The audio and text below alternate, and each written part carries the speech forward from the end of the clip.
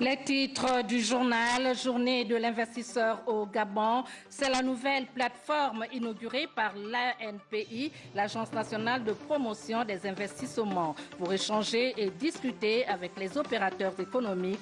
Les détails dans ce journal. Et puis, les commerçants des marchés de la commune de Libreville, désormais identifiés, le lancement de l'opération a eu lieu à la tour du marché de Montbouette. Il est 20h. Mesdames, Messieurs, bonsoir, votre journal. Au sommaire de ce journal, la journée de l'investisseur au Gabon pour échanger et discuter avec les opérateurs économiques. C'est la nouvelle plateforme inaugurée par l'ANPI, l'Agence nationale de promotion des investissements. Parmi les invités à cette séance inaugurale, les entreprises chinoises déjà installées dans notre pays. Charles Obamondo, Michel John Boudégan. Aller plus vite, plus fort et plus loin dans le processus d'implantation des investisseurs et promouvoir le développement et la croissance économique au Gabon, l'ANPI inaugure une nouvelle plateforme d'échange et de discussion avec le monde des affaires. Premier opérateur choisi pour lancer ce nouveau projet, les entreprises chinoises. L'objectif de la journée de l'investisseur, c'est de renouer les liens, de renfermir les liens entre les investisseurs et les administrations. Vous savez, il faut accompagner les investissements, surtout les investissements directs étrangers, dans les montages des dossiers, dans le suivi des projets et dans le développement des activités. Invité pour la circonstance, le géant mondial Huawei, le représentant de cette société qui fait dans les technologies de l'information et de la communication, a décliné les secteurs d'investissement qui pourraient éventuellement l'intéresser.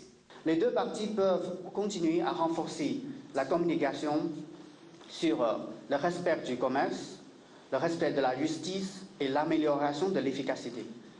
Une démarche que partage l'ambassadeur de Chine au Gabon et qui s'inscrit dans la vision globale de la coopération économique et commerciale entre Pékin et Libreville. Je suis convaincu qu'à travers l'événement d'aujourd'hui, les sociétés chinoises établissent les liens plus étroits avec l'ANPI et plus généralement avec l'administration gabonaise. Pour le ministre délégué chargé du suivi des grands projets, la Chine est un partenaire incontournable. C'est l'occasion pour moi de demander aux opérateurs économiques chinois d'être encore beaucoup plus nombreux dans notre pays, parce que tout simplement, les sociétés installées au Gabon, les sociétés chinoises, ont déjà fait leur preuve. La visite du guichet unique a mis un terme à cette journée qui va se poursuivre avec l'invitation d'autres opérateurs désireux de s'installer au Gabon. Les agents de secteur public et privé désormais outillés sur les fondamentaux des métiers de l'auditeur et contrôleur interne. Une initiative de l'AGACI soutenue par l'Agence nationale de promotion des investissements. Wilfried Mpira Vwamba, Jean-Pierre Moussami. L'audit pour établir une cartographie des risques et le contrôle interne pour les atténuer, tels sont les outils de bonne pratique professionnelle à l'ordre du jour de cette séance de formation des agents des secteurs publics et privés engagés sur la voie de la performance. Il est plus que primordial de bien identifier les risques, les évaluer afin d'y apporter des traitements adéquats et efficiente.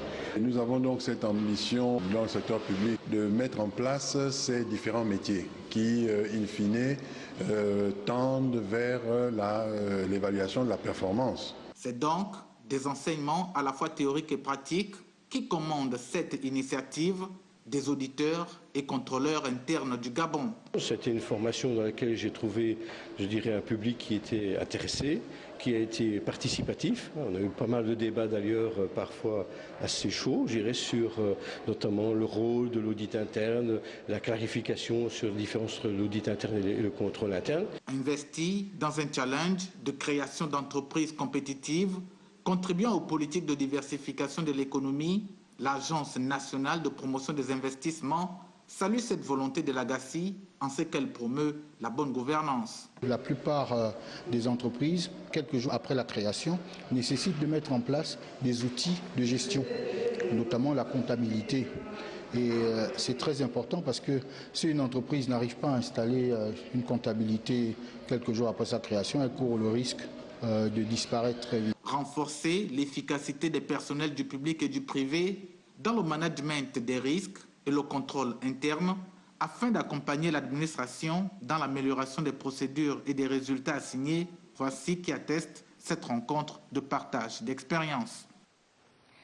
Et puis, quelle place pour l'entrepreneuriat social au Gabon? C'est le thème du Forum national sur l'entrepreneuriat social et solidaire prévu se tenir à Libreville du 19 au 21 juin prochain. En prélude à cet événement, une conférence de presse vient d'être organisée. Pour plus d'informations, Annick Onkassa. Rendre visibles et lisibles les activités économiques à caractère social à travers l'organisation prochaine du premier forum national axé sur l'entrepreneuriat social et solidaire, c'est l'objectif de cette conférence de presse. Le forum s'adresse à toutes les entreprises qui exercent leur activité sur l'ensemble du territoire national. Bien entendu, le desk que nous avons mis en place à l'occasion de cet événement a pu enregistrer à nos jours plus d'une centaine, plus de 200 d'entreprises et disséminées sur l'ensemble du territoire.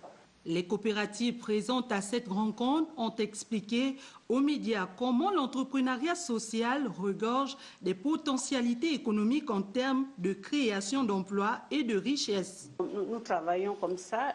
Betty a créé un réseau des femmes de l'intérieur. Nous avons des membres associés qui sont par exemple au nord, à Bitam, et quand ils ont des produits là-bas qu'ils veulent écouler sur Libreville, les membres qui sont ici à Libreville prennent la charge, donc vont récupérer le produit pour pouvoir venir vendre. Et nous avons pour vocation première de valoriser les fleurs du terroir, notamment les fleurs tropicales, par nos talents. Donc nous répondons aux différentes attentes des clients face à leurs demandes. Ce forum qui se tiendra du 19 au 21 juin 2019 permettra de lutter contre l'exclusion sociale et de tirer les leçons de l'évolution de ce secteur dans notre pays.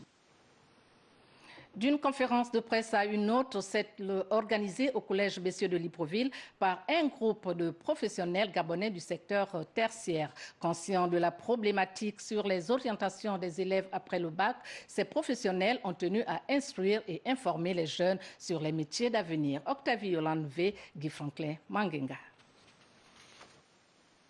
Profitant de la remise des bulletins de fin d'année au Collège Bessieux, les conférences de l'avenir, un groupe de professionnels gabonais qui exercent dans différents domaines, ont tenu à informer, édifier et motiver les jeunes et les parents d'élèves sur les métiers tels que la cuisine, la coiffure, la mécanique et le froid. Le conseil que j'ai donné à ces jeunes et aux parents, c'est de ne rien négliger, d'encourager leurs enfants, qu'il n'y a pas de saut métier dans la vie. C'est un métier qui est bien rémunéré et qui me permet de vivre décemment. Sur la cuisine. Donc ce que je voulais, c'est partager avec ces jeunes le métier qu'est la cuisine, cette passion qu'est la cuisine. Parce que la cuisine, c'est quoi?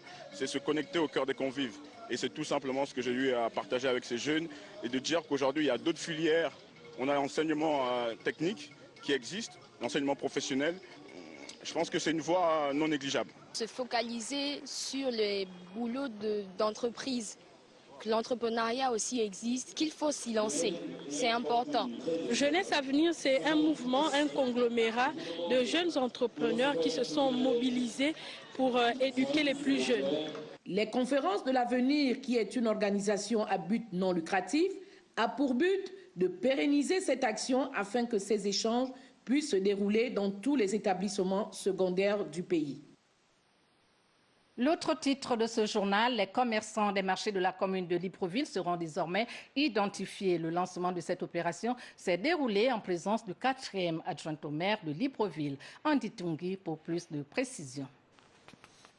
La tour du marché de Montbouet envahie par les commerçants et commerçantes pour cette opération d'identification qui vise à mieux recenser les opérateurs économiques installés dans l'ensemble des marchés de la commune de Libreville. Cette carte vous permet désormais de souscrire un box, un stand, une place ou un étal dans les marchés de la commune de Libreville. le maire de la commune de Libreville a estimé qu'il est nécessaire d'identifier tous les opérateurs économiques exerçant dans les marchés de la commune, en commençant ce jour par le premier marché de la capitale, donc le marché de Momboué. Plus personne ne sera au marché s'il n'est détenteur ou s'il, au préalable, il ne s'est pas fait d'abord identifier. Pour désormais être dans le marché de Libreville, dans un marché de la capitale, il faudra que vous vous fassiez enregistrer auprès de nos services de la Direction générale des affaires économiques situés à l'hôtel de ville. Je vous incite donc à chacun et à chacune de se faire identifier dans les plus brefs délais. Nous avons 3 mois. Et passé ces 3 mois, les choses sérieuses vont démarrer. Ce recensement des opérateurs économiques va s'étendre sur une période de 3 mois. Du moment où les gens sont identifiés, on peut savoir la recette journalière. Et ça fait plaisir. Et puis ça fait en sorte que nous tous, nous allons reconnaître qui est commerçant, qui n'est pas commerçant. Parce qu'il y a beaucoup de gens qui viennent s'infiltrer de fois. On ne sait pas comment l'identifier. Une opération de régulation qui intervient au moment où règnent des conflits entre chefs de secteur au sein du marché de Momboué. L'hôtel de ville, à travers cette action, tente de ramener la sérénité dans ce bateau à plusieurs capitaines. Tomber des rideaux sur le colloque international pluridisciplinaire sur l'Afrique dans les plus saumons du monde. Organisé à Libreville durant 2 jours, les assises ont mobilisé les chercheurs de l'université Omar Bongo et ceux venus d'ailleurs. Eric Nziengi Mbadinga, Guy Franklin Mangenga, compte rendu. Libreville a été la capitale africaine scientifique du monde intellectuel qui s'est réunie autour du thème « L'Afrique dans les plus saumons du monde » dans le cadre d'un colloque international pluridisciplinaire où un hommage appuyé a été rendu à l'homme et à l'œuvre du professeur Gilbert Nzuingima. Ce n'est jamais facile de prendre la parole dans un domaine où l'on est un profane. Depuis la cérémonie d'hommage à l'université l'année dernière jusqu'à la tenue de ce colloque, mes enfants et moi avons découvert qu'il y avait 2 Gilbert Nzuingima, l'enseignant rigoureux et consciencieux, et le père de famille aimant. Le professeur Gilbert Nzuingima reste un érudit qui a marqué de son empreinte l'univers universitaire qui le lui rend bien. De diverses parties du monde sont venus d'éminents spécialistes, des philosophes qui depuis tout le temps, depuis quasiment un demi-siècle, a intéressé le professeur Nzuingima. Et par conséquent, il s'agissait d'abord de saluer l'homme pour son engagement philosophique, son engagement intellectuel, et puis surtout pour le pédagogue qu'il a été. C'est un colloque très important parce que dans mon esprit, il marque l'entrée de plein pied de l'Afrique et en particulier du Gabon dans le grand débat philosophique et politique mondial. Et je suis particulièrement heureux de constater la richesse des débats et surtout le souffle nouveau que la pensée africaine apporte au débat en sciences sociales. Ce rendez-vous du donner et du recevoir a été un véritable concile intellectuel où le professeur Gilbert Nzuingima, éminent de la gouvernance universitaire, a été célébré. La suite du journal, passation de charge au ministère du pétrole, du gaz et des hydrocarbures. Noël Mbumba, le nouveau patron de ce département, a pris ses fonctions hier au cours d'une conférence présidée par le secrétaire général du gouvernement, Jean de Dieu Gomes Ngombi, Jean-Pierre Monsouami. 20 mois après son passage à la tête de la Sogara, voilà Noël Mbumba qui arrive au ministère du pétrole. Ici, le ministre sortant Pascal Ouani Ambouroué a passé le flambeau au promu avec le cœur rempli de joie. C'est donc le cœur rempli de, je dirais, de joie de partir en ayant modestement rempli ma mission que je laisse la place à mon frère Noël Mbumba. Le nouveau ministre a remercié les autorités gabonaises pour lui avoir confié ce ministère. Toute ma gratitude, mon infinie gratitude au chef de l'État, son Excellence Ali Bongo Ondimba, également chef du gouvernement, Monsieur Julien Kogobekane, qui ont bien voulu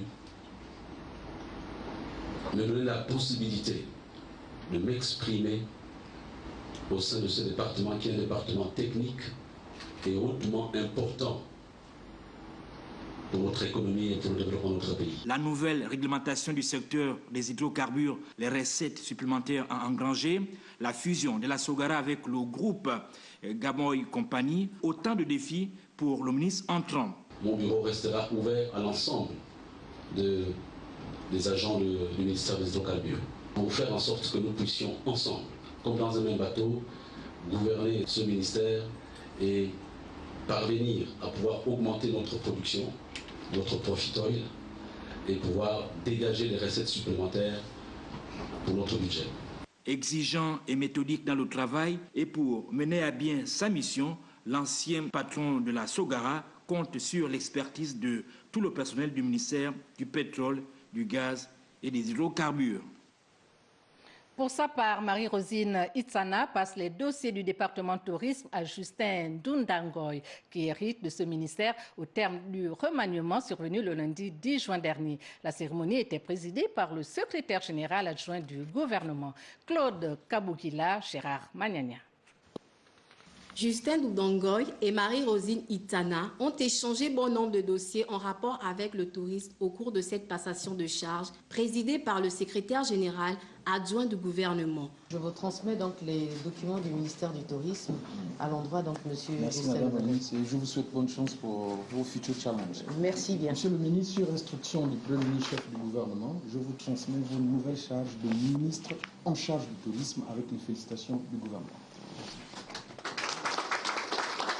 Des dossiers qui ont pour nom projet de réalisation d'une cartographie touristique au Gabon. Lancé par le ministre sortant qui salue d'ailleurs les plus hautes autorités pour cette marque de confiance.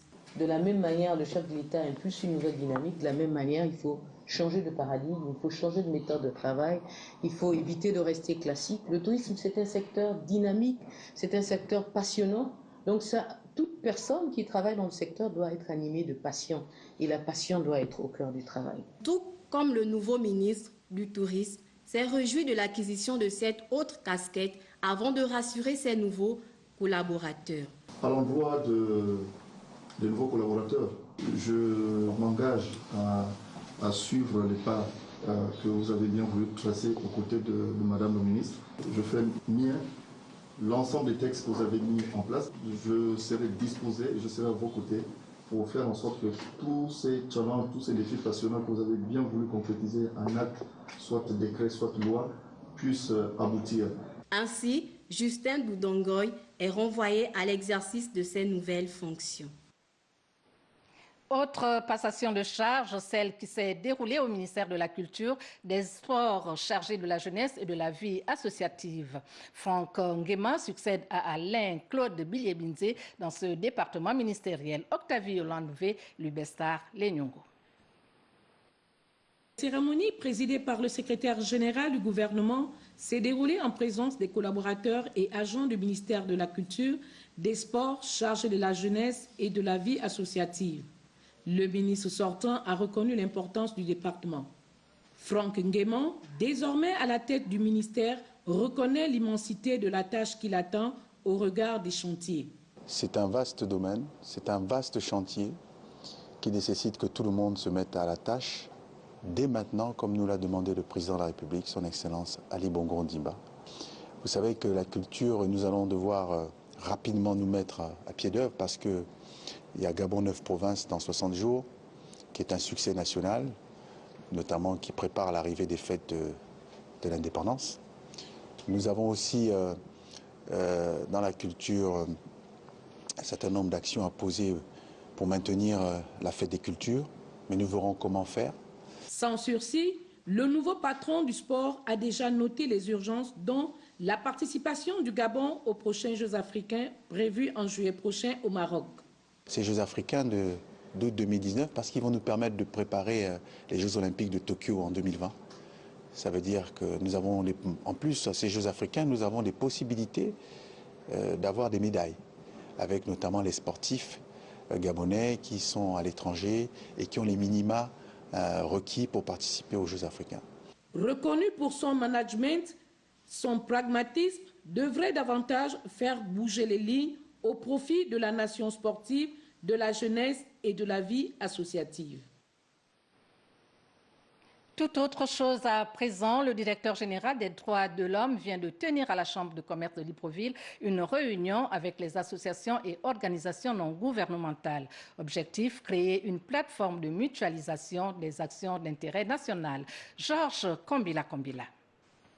Congratuler les différentes associations qui œuvrent dans la défense des droits humains au Gabon, c'est la raison de cette rencontre initiée par la Direction générale des droits de l'homme en vue de valider les termes de référence qui permettront de décerner les prix aux 10 lauréats de l'édition 2019. Cette année, il a été instauré le prix national des droits de l'homme à l'initiative des organisations de la société civile vivant au Gabon. C'est la raison pour laquelle, cet après-midi, si nous sommes réunis ici, en réunion extraordinaire qui est encadrée par la Direction générale des droits de l'homme, c'est pour recevoir de ces acteurs de la société civile les critères de validation, de nomination ou bien de décernement de tous les nominés qui seront lauréats. Nous avons retenu cette année, puisque ça a un caractère symbolique et inaugural, 10 nominés. C'est pour cela que nous sommes réunis ici, pour écouter les acteurs de la société civile eux-mêmes, pour aller sur la base des critères objectifs pour retenir les 10 nominés.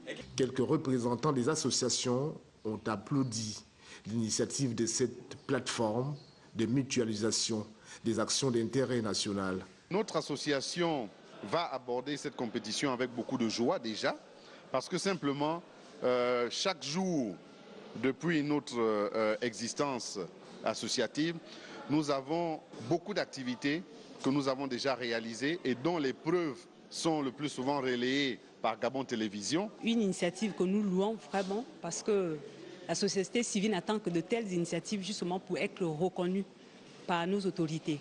Cela démontre combien de fois les autorités prennent à cœur ou alors tiennent à cœur les activités que mène la société civile sur le terrain. C'est plusieurs associations et organisations non gouvernementales qui ont pris part à cette grande rencontre technique.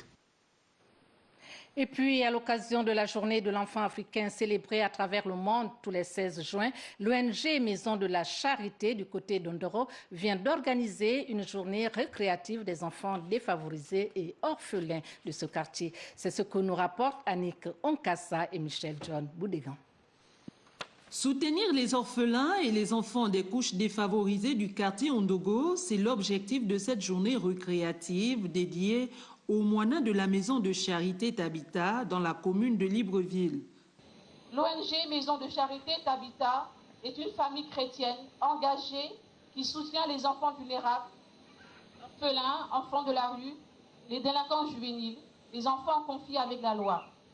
Nous leur apportons un soutien moral, affectif et financier. Je pourrais, dans l'ordre du possible, répondre présent pour les accompagner. Je profite de cette occasion également pour les motiver à faire un peu plus, parce que vous avez pris la résolution, vous avez fait le choix de vous intéresser à un domaine sensible. Les enfants ont au cours de cet événement rappelé la nécessité de la prise en compte de leurs droits dans notre pays. Nous voulons interpeller l'État et les institutions à se penser véritablement sur les droits de l'enfant. Dans notre cher pays, le Gabon, nous sommes l'avenir de demain. Nous voulons remercier la Maison de Charité Tabita pour son engagement et son dévouement pour la cause des enfants ainsi que toutes les personnes qui ont contribué de près ou de loin à la réussite de cet événement. L'ONG Maison de Charité Tabita, qui lance officiellement ses activités à l'occasion de la Journée internationale de l'enfant africain, œuvre également pour l'éducation, la santé, la réinsertion et l'épanouissement de ces derniers.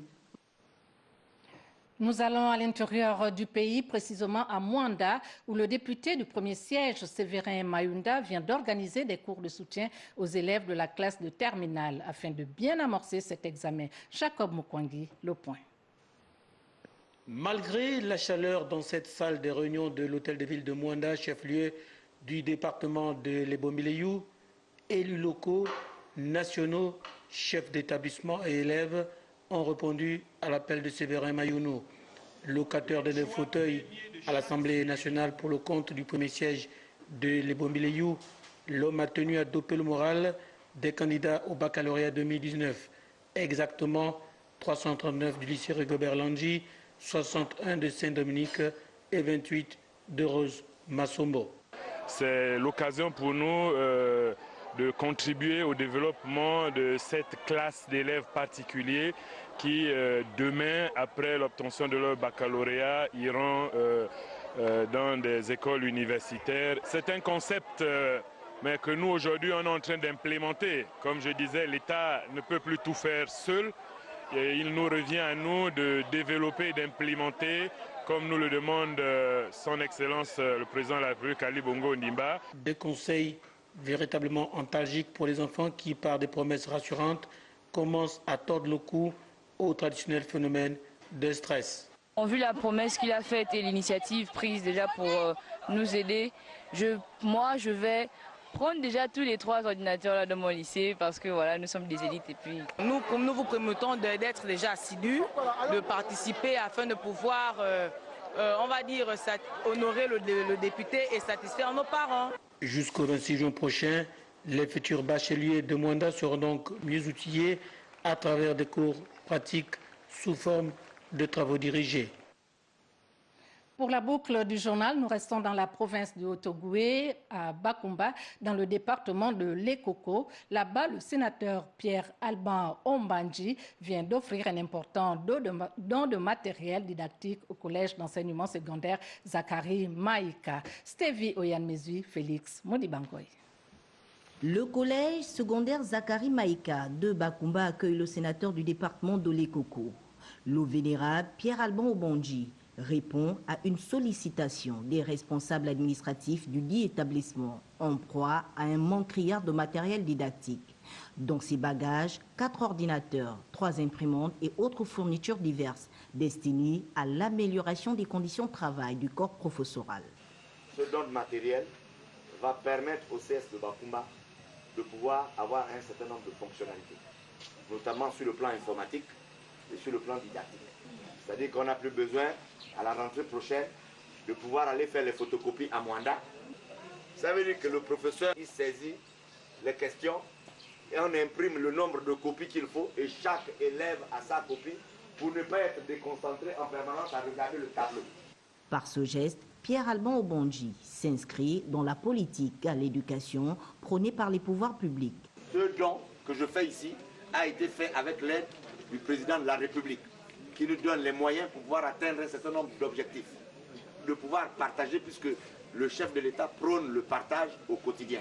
Donc à travers ce discours, nous nous imprégnons de ça pour pouvoir être les relais du chef de l'État sur le terrain. À l'heure où ce secteur connaît des remous consécutifs aux réformes initiées par le gouvernement, l'action arrive donc à point nommé. Ce don vient largement combler nos attentes. Et je profite de cette occasion pour remercier le vénérable sénateur pour ce don qu'il a décidé de faire à l'établissement dont je suis le chef. L'ensemble du matériel remis devra être reparti entre le collège d'enseignement secondaire et la base pédagogique du département de Lekoko.